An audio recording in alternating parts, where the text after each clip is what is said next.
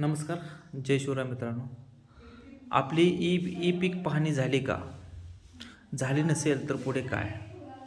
कारण आता फक्त 2 तास अवधी उरलेला आहे ई पीक पाहणी नोंद करण्यासाठी. तब्बल राज्यातील 40% क्षेत्र फक्त आतापर्यंत ई पीक पाहणी झालेली आहे अशी शक्यता वर्तवण्यात आलेली आहे. मग आता पुढे काय? तर आपल्या कृषी सहाय्यकांना ₹10 प्रति गटास असे मानधन दिले जाणार आहे. त्यामुळे इथून पुढे आपण कृषी सहाय्यकास संपर्क करून आपली ई पीक पाहणी करून घ्यावी. आता ई पीक पाहणी आपल्या सातबारावर नोंद झाली आहे की नाही हे कसे किंवा कोठे पाहावे?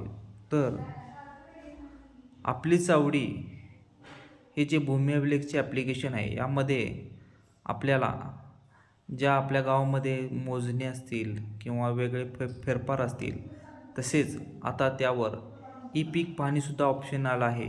तेथे आपण आपला खाता नंबर टाकून गाव, जिल्हा, तालुका टाकून चेक करू शकतो.